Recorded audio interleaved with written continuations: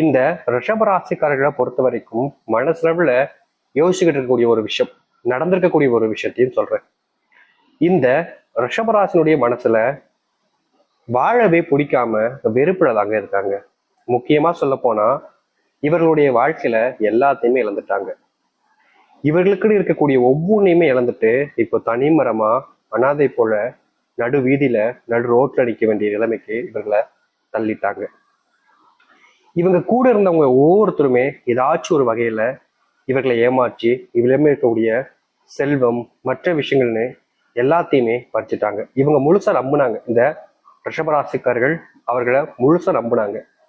எந்த அளவுக்கு ஒருத்தங்களை முழுசா நம்பணுமோ, அதாவது தன் உயிரையே இவங்களுக்காக கொடுக்கலாம்ப்பா அப்படின்ற அளவுக்கு இந்த ரிஷபராசிக்காரர்கள் ஒருத்தங்களை ரொம்ப கண்மூடித்தனமா நம்புனாங்க. இவர்களுடைய வாழ்க்கையில நம்பின அந்த ஒருத்தர் ரொம்ப நெருக்கமானாங்க. ஒரு முக்கியமான உறவாக மாறினாங்க. பிரியாத ஒரு உறவாக இருந்தாங்க. ஆனா கடைசி நாள் வரும் பொழுது இவர்களை முழுவதுமாக ஏமாத்திட்டாங்க.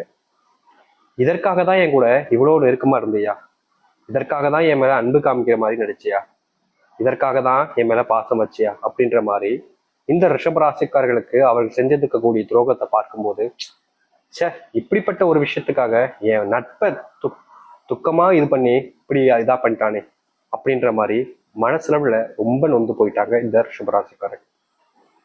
இவருடைய வாழ்க்கையில எல்லாத்தையும் இழந்துட்டாங்க. அதுக்கப்புறமா இவருடைய மனசுல வந்த ஒரு விஷயம், இது ஆசைன்னு கூட வச்சுக்கலாங்க. உண்மையை சொல்லணும்னா இது ஆசைன்னு சொல்ல முடியாது, இது இவருடைய மனநிலைன்னு கூட வச்சுக்கலாம். ஆனா அவர்களை பொறுத்த வரைக்கும் இதுதான் ஆசையா இருக்கும். அது என்னன்னு நினைக்கிறீங்க? ரொம்ப தப்பான விஷயம்தான். ஆனா இதுதான் இவங்களுடைய ஆசையாகவே இருக்கு. சாமி, இவ்வளவு இதையும் என்னுடைய வாழ்க்கையில இருந்து எடுத்துட்டேன், சரி பரவாயில்ல, இதுக்கப்புறமும் இதே போலதான் துன்பங்கள் எனக்கு கொடுக்க போறேன். இதுக்கு மேல நீ பெருசா எனக்கு துன்பத்தை எதையும் கொடுத்துட மாட்டேன், அது எனக்கு பெருசா வலிக்கும் வலிக்காது. ஆனா இந்த துன்பங்களோடு என்னால நிம்மதியை வாழ முடியாது சாமி.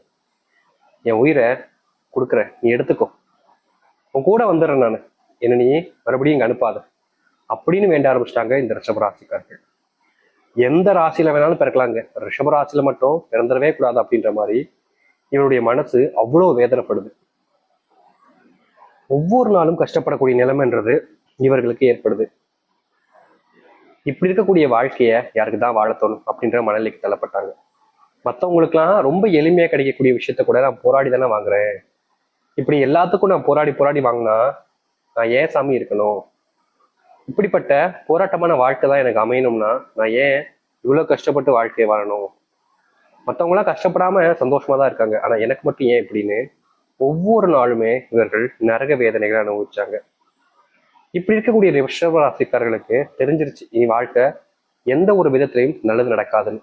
ஆனா உண்மை என்னன்னா, இது நாள் வரைக்கும் நீங்க நிறைய துன்பங்களை கஷ்டங்களை எல்லாம் பார்த்து வாழ்க்கை மாறவே மாறாதுன்னு அழுதுருக்கீங்க, கவலைப்பட்டிருக்கீங்க. ஆனா உண்மை என்னன்னா, இதுக்கப்புறம் தாங்க உங்களுடைய வாழ்க்கையே ஆரம்பிக்க போகுது.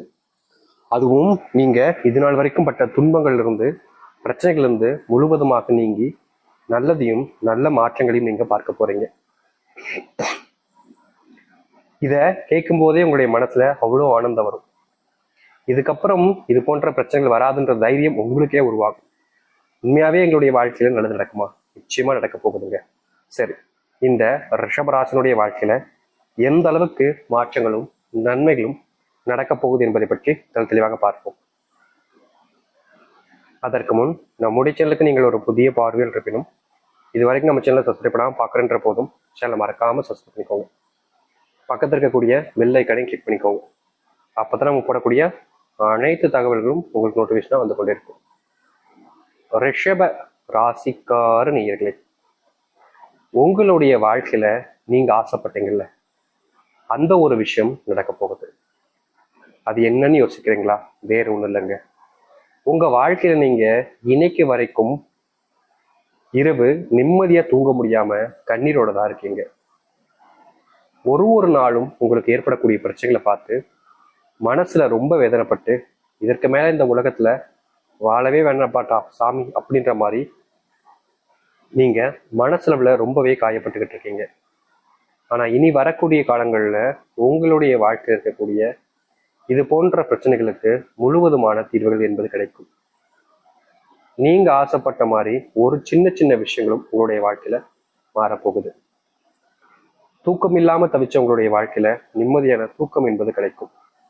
மேசராசிக்காரர்கள் இதுதான் மிகப்பெரிய ஒரு கனவாவே வச்சுட்டாங்க. நான் நிம்மதியா தூங்கினா கூட போதுமே, எனக்கு நிம்மதியான தூக்கம் கூட இல்லையே, நான் அதிகபட்சமா இப்பெல்லாம் தூங்குறது வெறும் 3 மணி நேரம் தான், 2 மணி நேரம் தான், அதுக்கு மேல தூங்க முடியல. ஏதாவது ஒரு யோசனை வந்து என்ன பாடாப்படுத்துது. சரி, கொஞ்ச நேரத்துல தூங்கலாம் அப்படின்னு மறுபடியும் முயற்சி பண்ணாலும் அதுக்குள்ள பொழுதே விடிஞ்சு போகுது. நான் என்னதான் பண்றது, இப்படிதான் எனக்கு வாழ்க்கை அமையணுமா அப்படின்னு எவ்வளவோ நாட்கள் கஷ்டப்பட்டாங்க.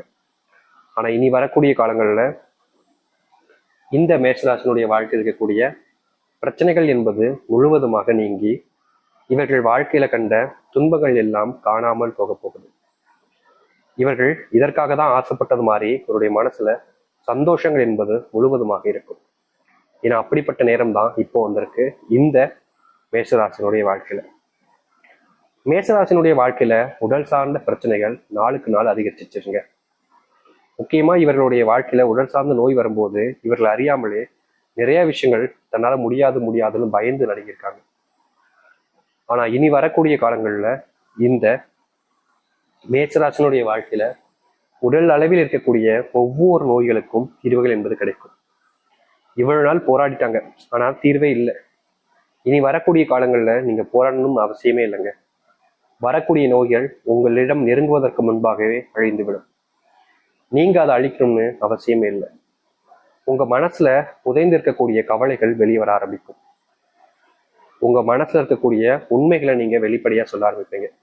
எவ்வளவு நாட்கள் இந்த மேஷராசிக்காரர்கள் தன்னுடைய மனசுல இருக்கக்கூடியதை தனக்கு பிடிச்சவங்ககிட்ட தனக்கு தெரிஞ்சவங்ககிட்ட வெளிப்படுத்த முடியாம தனக்குள்ளேயே தன்னை மறைச்சு வச்சுக்கிட்டாங்க. முக்கியமா இவங்க யாருன்றத யார்கிட்டயுமே வெளிப்படுத்த முடியாத அளவுக்கு சூழ்நிலைகள் ஏற்படுத்துச்சு வாழ்க்கையில. ஆனா இனி வரக்கூடிய காலங்கள்ல இது போன்ற பிரச்சனைகள் என்பது முற்றிலுமான தீர்வை உங்களுடைய வாழ்க்கையில ஏற்படுத்தி கொடுக்கும். நீங்க நினைக்கக்கூடிய விஷயங்களை உங்களால செய்ய முடியும்.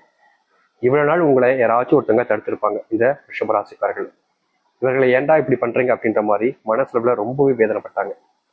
ஆனா இனி வரக்கூடிய காலங்கள்ல இந்த ரிஷபராசிக்காரர்களை யாராலையும் தடுக்க முடியாது. தடுக்கணும்னு நினைச்சா கூட இவர்கள் ரிஷபராசிக்காரர்கள் நினைச்சா மட்டுமே தான் இவர்களை தடுக்க முடியும். இப்படிப்பட்ட வாழ்க்கையில எங்களுக்கு கிடைக்குமா? கிடைக்க போகுதே, உங்களுக்கான நேரமே வந்துருச்சு. நீங்க எவ்வளவு நாள் வீழ்ந்தீங்க, தோத்தீங்க, தோல்வியிலிருந்து எழும்ப முடியாம ரொம்ப சிரமப்பட்டீங்க.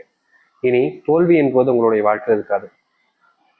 நீங்க எந்த ஒரு திசையை நோக்கி சென்றாலும் சரி, எதை முடிவெடுத்து அதுல ஆதாயம் தேட நினைச்சாலும் சரி, அது அனைத்துமே உங்களுக்கு வெற்றிகளாக தான் இருக்கும்.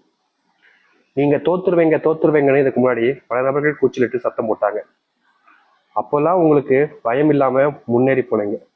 ஆனா உங்களுடைய வாழ்க்கையில கஷ்டம்னு வந்ததுக்கு அப்புறமா நீங்களே பயப்பட ஆரம்பிச்சிட்டீங்க. இனி இது போன்ற கஷ்டங்கள் என்பது உங்களை நெருங்கினாலும் உங்களுடைய தைரியம் உங்களை கைவிடாது. உங்களை யார் வேணா சொல்லலாங்க, நீ தோத்துருவ, உன்னால முடியாது, நீ எல்லாம் அதுக்கு சரிப்பட்டு வர மாட்டே அப்படின்ற மாதிரி. ஆனா உங்களுடைய மனசுக்கு தெரியும் நீங்க யாருன்னு, உங்களால என்ன செய்ய முடியும்ன்றது உங்களுக்கு தெரியும். இவ்வளவு நாள் நீங்க பட்ட கஷ்டங்கள் தீராதுன்னு நினைச்ச உங்களுடைய வாழ்க்கையில இனி கஷ்டமே இல்லாம நீங்க வாழ போறீங்கன்னா அதற்கு ஏற்ற காலங்கள் தான் இப்போ வந்திருக்கு. இதை நீங்க கனவுல மட்டுமே தான் நினைச்சு பார்த்துருப்பீங்க, இப்படிலாம் ஒரு வாழ்க்கை நிஜ வாழ்க்கையில நமக்கு அமையுமா, கிடைக்குமான்னு. அது உங்களுக்கு நிஜமாகவே நடக்க போகுது. துன்பங்கள் எல்லாத்தையும் தவிர்த்து ஓட விட்டு தைரியமா உங்களுடைய வாழ்க்கையில நீங்க போராடுங்க. இனி வரக்கூடிய காலங்கள்ல நீங்க எதை பத்தியுமே கவலைப்பட வேண்டிய அவசியம் என்பது இருக்காது. உங்களை தோக்கடிச்சவங்களே உங்களை பார்த்து பொறாமப்படுவாங்க. அன்னைக்கு நான் இதை செஞ்சாம இருந்தா நான் அந்த இடத்துல இருந்தபடி அப்படின்ற மாதிரி பொறாமைப்பட அளவு இருக்கு இந்த ரிஷபராசிக்காரர்கள்.